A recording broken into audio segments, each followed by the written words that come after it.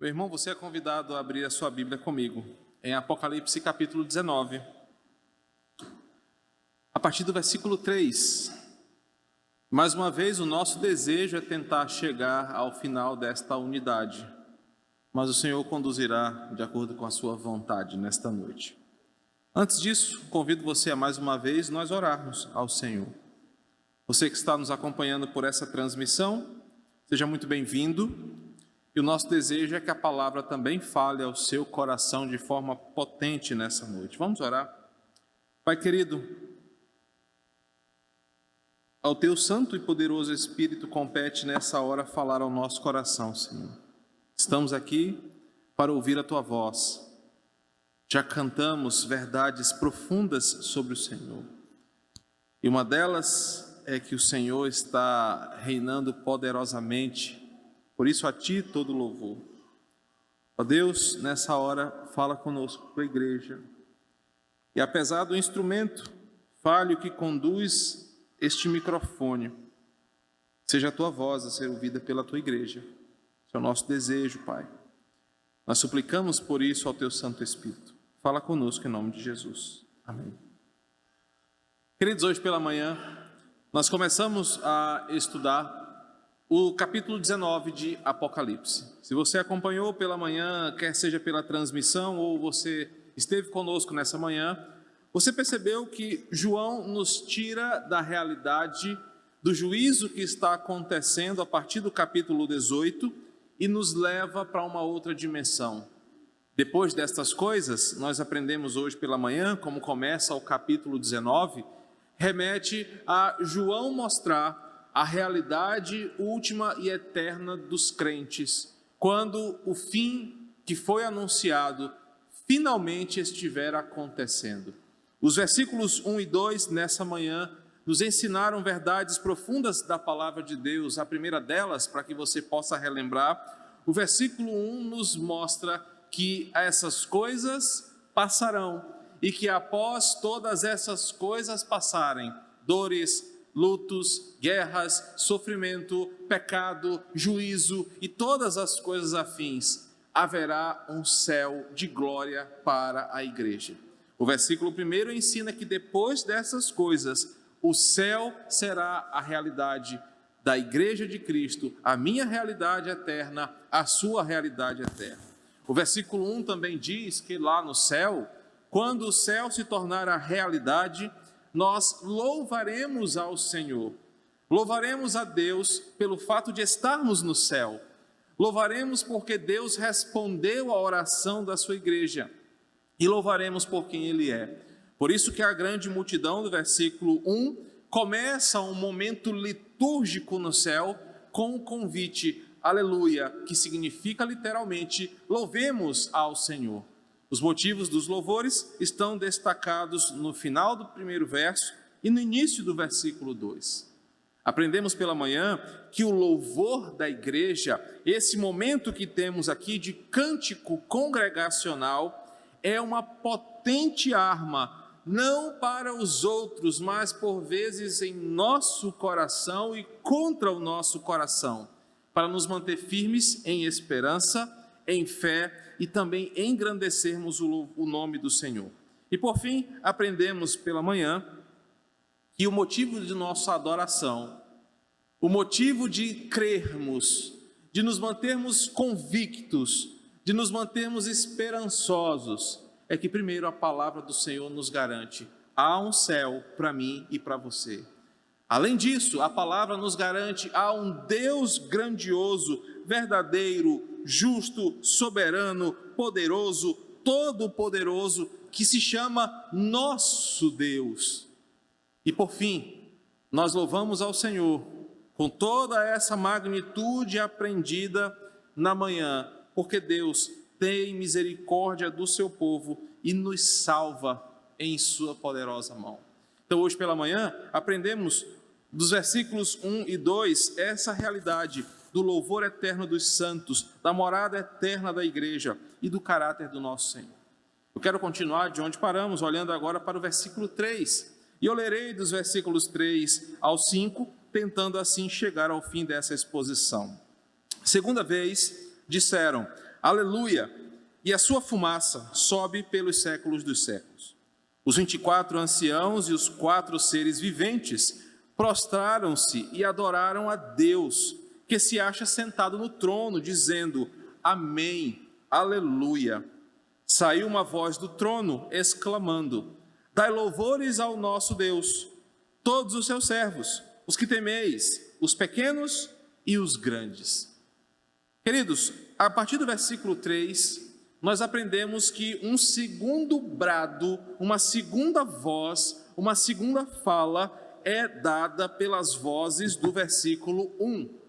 Basicamente, é como se a primeira canção tivesse encerrado, a canção que é o versículo 1 e o versículo 2. Então, quando cessou-se o primeiro louvor, João diz que ele ouve uma nova voz, e essa voz é um novo cântico, é um novo hino de louvor a Deus, significando que a presença dos crentes no céu será marcada por intensos e incansáveis momentos de louvor a Deus. Isso não significa que nós ficaremos a eternidade num templo, louvando e cantando em toda a eternidade. Mas o texto mostra que em determinados momentos no céu, momentos litúrgicos no céu, nós cantaremos louvores a Deus. Então, esse segundo louvor, essa segunda voz, esse brado que é dado por essas vozes, novamente começa com a mesma expressão, aleluia. Observe que o versículo 3 diz que essas vozes, de novo, convocam toda a criação para louvar ao Senhor. E isso deve ter algum significado importante para nós. E o significado é esse: a vida de louvor de uma igreja, ela é um constante convite para que outras pessoas adorem ao Senhor. Em outras palavras, você não canta ao Senhor apenas para cantar. Você não canta apenas por cantar. Você canta como uma expressão de adoração, convidando a criação a louvar ao Senhor juntamente com você. Ou seja, cada vez que os seus lábios cantam ao Senhor, cada vez que a sua vida adora ao Senhor, ela é um convite para que toda a criação se junte a você num grande coral de adoração. Por isso, o louvor, tanto do primeiro momento quanto do segundo momento, começam com um convite, começam com uma convocação. Vinde, louvemos a Deus. Pastor, e como isso muda a minha vida? Em termos muito simples e práticos, muda a forma como você se comporta durante um culto aqui. Se você entender a profundidade desse texto, você vai entender que o momento de cânticos congregacionais, o momento de adoração ao Senhor, não é aquele momento onde o ministério de louvor te empurra para fazer alguma coisa, como se você precisasse de alguém te dando uma força para que você fizesse alguma coisa. E como músico, eu percebo que por vezes o ministério de música parece estar forçando a barra para que a igreja participe do louvor. Não há uma resposta ativa da igreja, não há uma celebração conjunta. É como se estivéssemos esperando mais aquele ritual passar. Vamos ficar de pé, igreja. Você levanta, às vezes contrariado. Poxa, eu estou cansado, queria ficar sentado. Vamos cantar, igreja. E estamos cantando um tributo a Jeová. A música fala: sou grato por tudo que tenho. Você está cantando como se estivesse lendo um rosário, um terçário ou comentando uma notícia do jornal. Te sou grato por tudo que tenho. Quase parando, como aquele relógio sem bateria, como aquela coisa que está funcionando arrastada. Meu irmão, é um tributo ao teu Deus, é um tributo ao nosso Deus. E você fica com esse desânimo. Agradeçam a Deus porque eu não sou Jeová, porque você seria só pó e cinza nesse exato momento. Porque você parece que não expressa, ou que você não sente, ou que você não quer. Por vezes eu, como pastor, sinto um peso na igreja, de parecer que você está aqui obrigado, de parecer que você não se entrega na adoração, é uma coisa mecânica, religiosa, pesada, e por que não dizer feia? Porque nós não entendemos o que é a beleza ou o privilégio de louvar a Deus. Queridos, e o texto nos mostra que quando o louvor começa, é uma convocação, louvemos ao Senhor. Isso significa que quando o ministério de música ou o culto começa, as notícias do teu time de futebol, as notícias do mundo lá fora, as preocupações que você tem amanhã, ou as preocupações que você tem ainda hoje, não são mais importantes, porque é te dado o privilégio. Depois dessas coisas, lembra? Louvar ao Senhor, porque a forma como você se comporta aqui diz muito sobre o que você quer. Talvez você esteja aqui porque não tem opção, talvez você esteja aqui mesmo não querendo, mas hoje é uma oportunidade de você entender o que João está ensinando. O louvor, mais uma vez, mostra que quando nós, Igreja de Cristo, temos a oportunidade de cantar, é um momento ímpar na nossa agenda, porque você está agradecendo, louvando ao seu Senhor por tudo que você tem. E como é que você agradece a Ele? Com a mecânica de um semblante apático, morno, frio? O louvor deveria ser aquele momento onde a tua alma rasga-se diante do Senhor. Meu querido, não se preocupe se vão achar que você é menos reformado, se você der um aleluia, um glória a Deus. Não se preocupe se as pessoas vão achar que você está muito pentecostal. E só uma parte que eu prometi para a Lélia, que eu pensaria muito nas palavras que eu vou falar, que ela fala, tu está muito desbocado falando, te controla um pouco mais. Então eu estou aqui pensando 10 vezes antes de falar. Não se importe que as pessoas vão dizer, meu Deus, mas esse pastor não era aquele pastor reformado, não sei o quê. Adore ao seu Deus, expresse a Ele o que você sente. Se a tua boca quer dizer um aleluia, diga. Se você quer dizer, Senhor, eu te amo, diga. Pois você está diante do teu Senhor, em uma convocação santa de adorar ao teu Deus por tudo que você tem.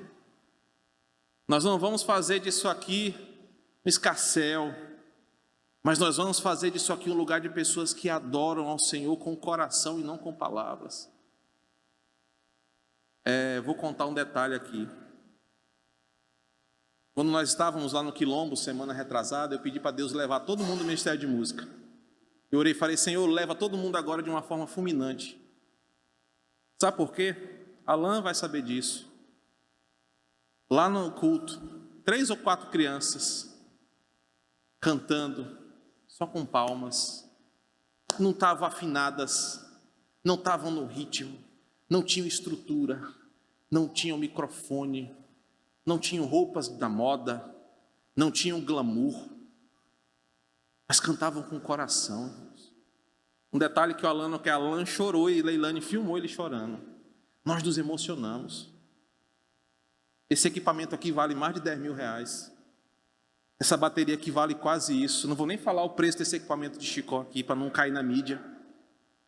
E às vezes a gente faz aqui, eu estou falando do Ministério de Louvor, de forma mecânica. Para marcar um ensaio é uma briga, ninguém pode, estou ocupado, eu não quero, eu estou de birra, porque fulano não fala comigo. Irmãos, o meu coração naquele dia entendeu como nós vivemos um teatro aqui na nossa igreja. E eu vi a sinceridade de pessoas que não têm condição, mas louvaram ao Senhor de uma forma preciosa, porque a salvação chegou num quilombo de pessoas que iriam para o inferno, mas a palavra do Senhor alcançou e elas estavam adorando ao Senhor como convite de louvar ao Senhor. Queridos, esse verso aqui nos ensina uma realidade espiritual profunda. A igreja tem a oportunidade de louvar ao Senhor. E o que você está fazendo com essa oportunidade? O que você está fazendo com esse convite? Depois dessas coisas, A Bíblia mostra que nós vamos louvar a Deus, convidando a criação para louvar. E o próprio verso nos diz, por que nós vamos louvá-lo? O verso explica que nós vamos louvar a Deus, versículo 1, pela nossa salvação, pela glória do Senhor, pelo poder de Deus, porque Ele é verdadeiro, porque Ele é justo, porque Ele julgou as nações, Ele trouxe a sua justiça. Mas observe o versículo 3, nós vamos louvar a Deus porque os seus decretos são irrevogáveis, a sua palavra é final. O que Deus fala que vai fazer, Ele faz. O que Ele fala que vai acontecer, e por isso nós adoramos ao Senhor, porque nós podemos confiar em Deus. Nós louvamos ao Senhor, porque nós podemos confiar no que Ele diz. O versículo 3 faz menção ao juízo divino, ao destino final dos ímpios e dos inimigos da cruz. Em Apocalipse 14, 11, João falou dessa fumaça que subiu por causa do juízo que fora contra a Babilônia. E agora, novamente aqui, esse juízo, esse termo aparece como resultado da punição de Deus sobre os ímpios da terra. A fumaça permanece para sempre como uma prova de que a sentença que Deus deu aos incrédulos será perpétua. A fumaça estará lá para sempre, para que o ímpio lembre que a sua ofensa será paga eternamente ao Senhor. Isso nos traz um alívio, porque nós fomos poupados desse juízo, nós fomos poupados dessa condenação. Enquanto os ímpios não terão descanso, enquanto os ímpios não terão alívio, nós, a igreja, os santos de Deus, estaremos guardados, louvando ao Senhor, louvando a majestade de Deus, tendo o deslumbre da sua glória. Observe que o versículo 3 nos leva a um aprendizado importante também essa noite. O versículo mostra o destino final do ímpio. O destino mostra que o ímpio sofrerá pelo século dos séculos. O versículo mostra que o destino do ímpio é resultado da sua desobediência a Deus. Por isso, a sua justiça será eterna. Não pense você que Deus poupará o ímpio. Poxa, já se passaram 50 milhões de anos, eu vou agora aliviar com o ímpio. Não, ele sofrerá eternamente. Mas em contrapartida, o povo da aliança louva a Deus, pois só Ele pode nos guardar e é o que Ele faz. Enquanto o ímpio está sofrendo, Deus está nos preservando em paz em sua presença. E deixe-me falar uma coisa para você. Líderes mundiais podem promover períodos de paz. Líderes mundiais podem trazer bonanças temporárias, mas eles jamais conseguirão fazer o que só Deus faz. Deus vai extirpar o problema do mal para sempre. Nós estamos aprendendo isso. Deus vai eliminar os inimigos da cruz para sempre. Deus vai acabar com o sofrimento para sempre. E da mesma forma, Deus nos colocará em sua presença para sempre. Aleluia! Louvemos a Deus. Aleluia! Louvemos a esse Senhor que nos deu a sua palavra e nós podemos confiar. Pastor, que palavra foi essa? Ele disse, você é meu, eu comprei você pelo sangue na cruz, das minhas mãos, ninguém pode te tirar. Querido, não há confiança maior do que essa. Não há certeza maior do que essa. Nem você, com toda a sua desobediência, nem eu, com todos os meus pecados, posso mudar uma palavra que o próprio Deus disse sobre mim. Ele falou, eu te salvei, eu te comprei, e não há fome, não há nudez, não há perigo, não há espada que possam te tirar das minhas mãos. Por isso, aleluia, louvemos a Deus. O céu está sendo escancarado para nós.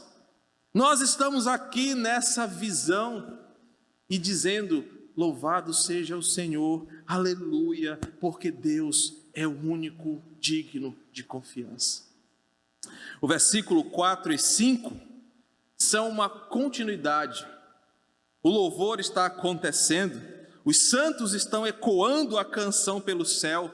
Estamos diante da majestade, estamos diante do trono de Deus e acontece algo interessante. Versículo 4. Os 24 anciãos e os 4 seres viventes se juntam à igreja, se prostram e adoram a Deus. Observe que os 24 anciãos, representantes do governo e do pacto de Deus ao longo da história, 24 anciãos representando as 12 tribos, representando os 12 apóstolos, todo o povo da aliança em toda a história, e os 4 seres viventes que já foram apresentados para nós, os querubins da glória de Deus, aqueles seres que estão mais próximos de Deus, que estão protegendo a santidade de Deus, que estão guardando ao Senhor e estão adorando em todo o tempo, se juntam a réis mortais, glorificados como eu e você. Eles se juntam, porque no céu seremos todos iguais. Não haverá o pastor Mádcio e o pobre irmão coitado que mal consegue passar uma semana firme na fé. Não haverá distância entre nós, seremos todos iguais como um só povo, uma só multidão, todos voltados com o mesmo intento: louvar, agradecer, adorar, desfrutar daquilo que nos foi dado. Eles se juntam em sinal de adoração, em sinal de reverência, eles se juntam a esse louvor e os seres celestiais também começam a falar, começam a cantar. E eu quero que você observe a única coisa que consegue sair do lábio deles. O versículo 4 diz que eles se juntam, se prostram e adoram a Deus que se acha sentado no trono, dizendo apenas 2 expressões: que assim seja, Senhor, louvado seja o teu nome. Que assim seja, louvado seja o teu nome. Que assim seja, louvado seja o teu nome. Querido, isso nos ensina muita coisa. Você não precisa saber todas as letras decoradas. Ah, pastor, eu não canto porque eu não sei a letra. Louvar não é sobre saber a letra. Louvar não é sobre afinação. Louvar não é sobre banda. Louvar é sobre um coração que diz: que assim seja, louvado seja o nome do Senhor. Os querubins, os anjos, os 24 anciãos, a igreja, os santos se reúnem na simplicidade de 2 expressões: amém, louvado seja o nome do Senhor. No grego, uma extensão do termo em hebraico: amém, aleluia, amém, aleluia. Imagina a repetição disso no céu, enquanto a igreja canta, os 24 anciãos dizem amém, adorando ao Senhor, porque eles estão vendo a beleza do fim, estão vendo a majestade do Senhor sendo adorada, eles só conseguem dizer amém, aleluia. Agora que está tudo consumado, o povo de Deus entrando no último estágio da história, as coisas ficaram para trás. O capítulo 19 começa: depois destas coisas, todo o céu confirma: o Senhor é bom, a justiça dele foi feita, a história foi consumada, a Babilônia caiu, os inimigos de Deus estão sendo punidos, a igreja está salva, nós estamos adorando a Deus, aleluia, que assim seja. Meu irmão, sabe como você deveria deitar essa noite na sua cama ou na sua rede? Com essas mesmas expressões: amém, aleluia. Sabe por quê? Porque a palavra de Deus diz que céus e terras passarão, mas a beleza da nossa eternidade com o Senhor perpetuará, e nós estaremos para sempre com Ele. Amém, aleluia, porque nós estaremos com o Senhor, honrando a Deus pela sua obra da criação, pela redenção em Jesus Cristo, pela sua glória, pelo seu poder. Nós louvaremos a Deus, não é porque você merece ou porque eu mereço, mas é porque Ele é justo, verdadeiro e bom. O versículo 4 ainda nos ensina muita coisa preciosa, e eu quero gastar um tempinho precioso com você aqui. Está chovendo e o Senhor manda mais chuva até eu terminar. O versículo 4 nos leva novamente a falar sobre adoração. É o que você vai fazer no céu. Eu estou muito encrencado, porque no céu não vai ter pastor para pregar. Eu vou ficar desempregado no céu. Mas uma coisa vai perpetuar.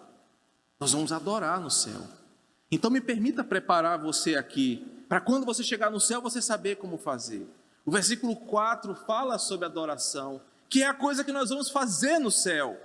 Por isso, observe comigo alguns pontos importantes nesse versículo 4. Em primeiro lugar, observe que os anciãos, os seres viventes e os redimidos adoram a um Deus que eles conhecem pessoalmente, a partir dos seus feitos e do seu caráter. Observe que o louvor é a um Deus que eles conhecem de forma íntima, de forma pessoal, de forma próxima. Por isso, o ímpio não adora a Deus. Não adianta botar música gospel num carro do ímpio e achar que ele vai adorar. Só adora a Deus quem conhece a Deus de forma transformadora, pessoal, íntima. Isso está aqui no texto. A igreja, os anciãos, os seres viventes estão adorando um Deus que salvou a vida deles. Estão adorando um Deus que eles conhecem. Estão adorando um Deus que conhece eles. Estão adorando um Senhor que colocou eles no céu e por isso eles adoram. Por isso, querido irmão, pare de achar que qualquer música tocada em qualquer lugar é adoração a Deus. Só adora a Deus o redimido. Só adora a Deus o verdadeiro crente. Os outros cantam, nós adoramos. Os outros apenas ouvem música gospel. Nós adoramos a Deus em espírito e em verdade. Por isso, quando você tiver a oportunidade de louvar a Deus, saiba que você está adorando um Deus que você conhece. Saiba que você está adorando um Deus que você é convidado a conhecer pela Escritura. Só crentes adoram. Católicos não adoram a Deus. Outras religiões não adoram a Deus, porque eles não conhecem o Deus da Escritura. E a Bíblia diz que o verdadeiro louvor, adoração em espírito e em verdade, vem daqueles que conhecem profundamente a Deus. Uma segunda verdade que flui desse texto é que o versículo nos ensina que a genuína adoração exige do adorador reverência, exige do adorador compromisso com a santidade a Deus. E onde está isso? Observe no versículo 4 que os seres viventes, os anciãos, se prostram e adoram. Eles literalmente se humilham e contemplam a Deus. Por isso, não dá para adorar a Deus de qualquer forma. Não dá para adorar a Deus com qualquer postura. Não adoramos a Deus fazendo trenzinho na igreja. Não adoramos a Deus rodopiando, saltando, pulando, como alguns falam, pererecando na igreja. Isso não é adoração. Nós adoramos a Deus com reverência, humilhação, prostração de alma e contemplação. Não se adora a Deus pulando feito pipoca, não se adora a Deus com exagero emocional, não se adora a Deus com excessos, não se adora a Deus com extravagâncias. O texto mostra que os anciãos simplesmente, em um ato de reverência, se prostram e começam a declarar: amém, aleluia, glória a Deus, louvado seja o nome do Senhor. E essa adoração não é mecânica. Nós somos tão bíblicos, tão reformados, que não expressamos emoções. Não é isso. Eu imagino, eu sou muito fantasioso. Eu vou ser um que estou lá. Né, irmã Antônia? Eu vou estar lá numa hora dessa chorando, já todo babado, catarro escorrendo, e aleluia, glória a Deus, eu estou no céu. Eu vou estar festejando ao meu Senhor. E eu imagino essas pessoas prostradas, literalmente curvadas, com o rosto no chão, sabendo que estão diante de Deus, o melhor e maior momento da história, entre lágrimas, entre louvores, entre palavras. Mas observe, com reverência, porque eles sabem em quem eles estão e diante de quem eles estão. Prostrar-se aqui, literalmente significa reconhecer a grandeza de quem está diante de você e a sua insignificância e total necessidade de benevolência. Essa é a tradução dessa palavra. Eu estou diante de alguém tão poderoso, eu sou tão pequeno, que eu preciso que esse ser tenha compaixão de mim. Por isso eu me humilho, eu me prostro. Eles estão diante do santo Deus, por isso eles rasgam a sua alma, eles se entregam ao Senhor, ensinando a igreja como nós devemos nos comportar. Querido, na hora que nós estamos louvando ao Senhor, o seu contra-cheque não fala mais alto, os seus diplomas não falam mais alto, porque diante de Deus, essas coisas são obsoletas. Ele nos olha e nos vê como filhos amados. Da mesma forma, não importa o que você é para este mundo, importa quem você é diante dele.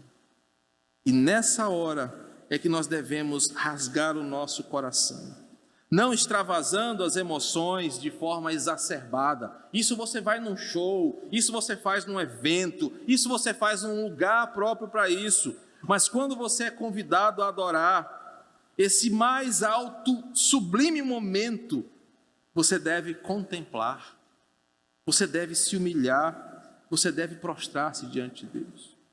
Se você entendesse o que nós vamos fazer no céu aqui, a sua vida de adoração seria diferente. Porque quando a gente começasse, irmãos, vamos cantar, você estaria amém, aleluia, louvado seja o nome do Senhor. Você estaria entregando o seu coração para Ele, porque aquele momento é ímpar na sua agenda, não há nada mais especial que você faça ou que você fez, porque o que você está fazendo nesse momento é o que você vai fazer na eternidade, é louvar e adorar ao Senhor. Por isso os anciãos contemplam, se humilham, se prostram e adoram. Em terceiro lugar, esse versículo me ensina o seguinte: não adianta nada você ter contrição, postura de crente, mas não ter sinceridade de adoração. Os seres celestiais se prostram em sinal de humilhação, mas eles adoram em sinal de admiração. Eles não param de falar, eles não param de cantar. Observe que a postura é completa, eles se humilham e adoram, porque eles estão diante de Deus.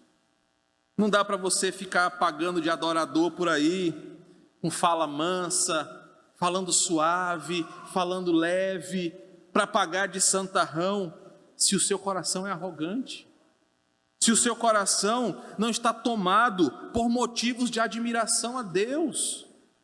O pacote é completo. O verdadeiro crente, ele é reverente, mas ele é humilde, ele é adorador, porque ele contempla a Deus, ele admira ao Senhor, ele ama a Deus.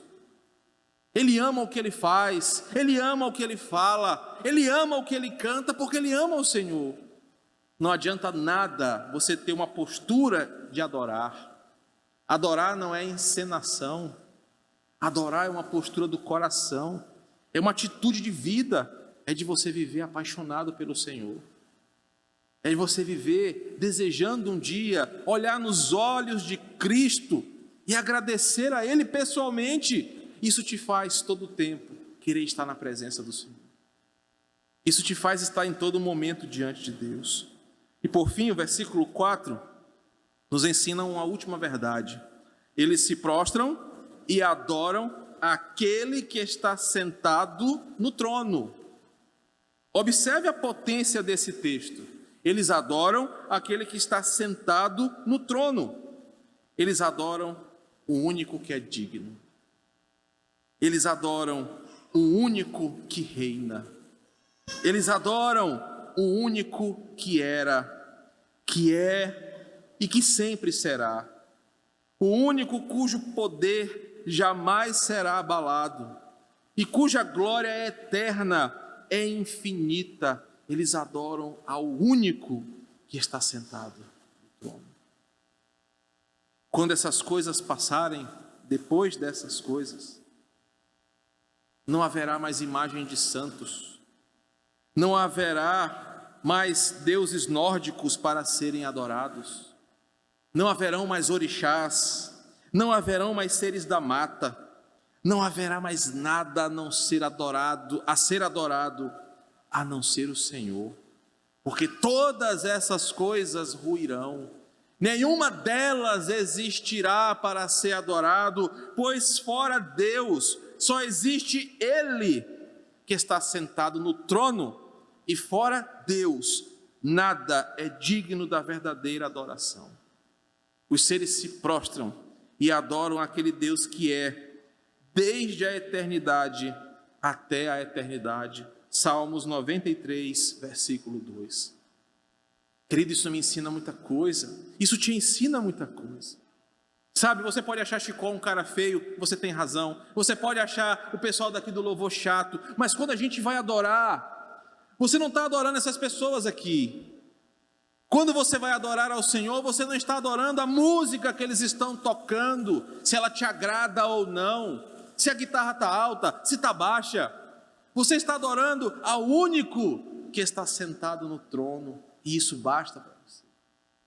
Poderia não ter instrumento, como nós vimos lá no Quilombo, poderia não ter microfone, poderia não ter estrutura, mas só de saber que você está na presença de Deus, isso deveria ser para você um bálsamo. Amém, aleluia, louvado seja o Senhor.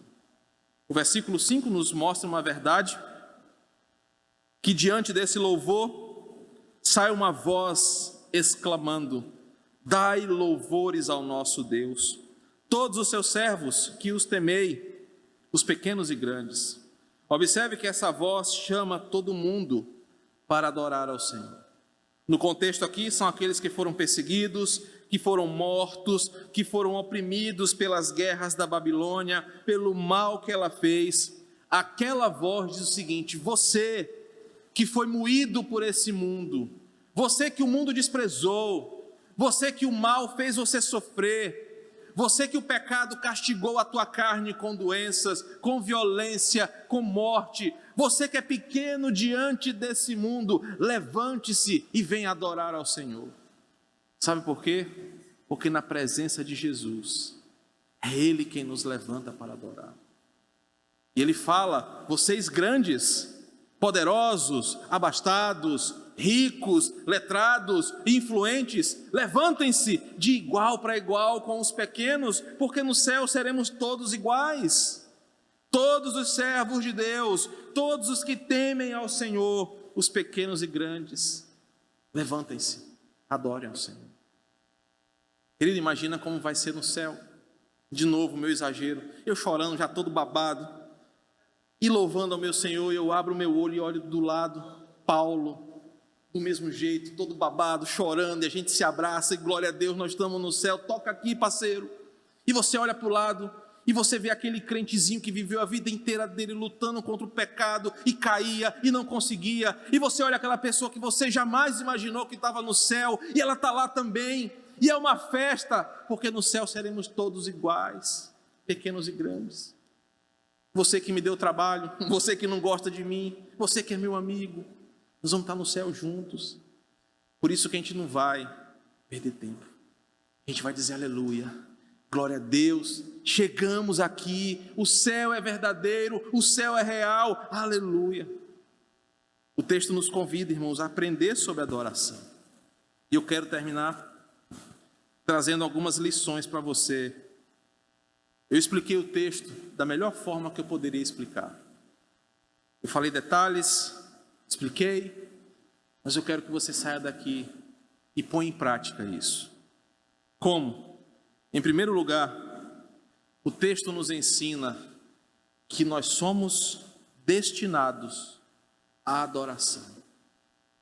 O texto nos ensina que a finalidade da nossa existência é adorar ao Senhor. O mundo faz você crescer assim. Você está crescendo para ser um médico, um advogado, um homem de negócios. Você está crescendo para ser rico, para ser poderoso. A Bíblia diz: você foi salvo para adorar ao Senhor. Porque no final de tudo, essas coisas vão todas passar. No final de tudo, todas essas coisas vão cair e só resta adoração. O texto me ensina que eu devo viver com isso em mente. Eu fui criado e destinado para adoração. Em segundo lugar, o texto de hoje te ensina que a nossa morada eterna será um lugar de constante adoração. Será um lugar de reunião de adoração ao Senhor. Lá não vai ser assim, lá vamos lá de novo para o culto, oh meu Deus, que chatice, já é domingo de novo. Lá você não vai querer que o culto acabe, porque você vai estar diante de Deus, adorando ao Senhor. O texto me ensina, e ensina você, que a nossa morada eterna é um lugar de constante adoração. Em terceiro lugar, o texto vai te ajudar a pensar nessa semana. Os decretos de Deus são irrevogáveis, são eternos. Deus é fiel à sua palavra. Ele disse que salvou você, você está salvo. Ele disse que salvaria a sua família, Ele vai salvar. Ele disse para você que te sustentaria nos dias maus, Ele vai te sustentar. Ele falou que estaria com você em todos os dias até a consumação dos séculos, Ele vai estar. Ele disse que andaria com você, ainda que você andasse pelo vale da sombra da morte, Ele vai andar. Ele disse que estava preparando moradas eternas para você e para mim. Ele está preparando. O céu existe, o céu é uma verdade. Por isso, confiemos no poder de Deus. Confiemos na verdade da palavra e desejemos o céu de glória para a nossa vida. Que o Senhor nos abençoe. Vamos orar. Pai querido, obrigado pela Tua palavra ministrada, Senhor. Ela alimenta o nosso coração, ela nos dá esperança, ela nos enche de um desejo glorioso de vermos o dia chegar onde estaremos para sempre contigo. Hoje à noite nós aprendemos tanto sobre a adoração que entregaremos a Ti na eternidade, mas uma adoração que já começa aqui na terra, quando a Tua igreja reunida adora ao Senhor. Pai, obrigado, porque nesse dia glorioso que Apocalipse 19 revela, eu estarei lá, os meus irmãos aqui estarão lá comigo, nós nos olharemos e veremos que valeu a pena crer e esperar o agir de Deus. Naquele momento, não conseguiremos falar muita coisa.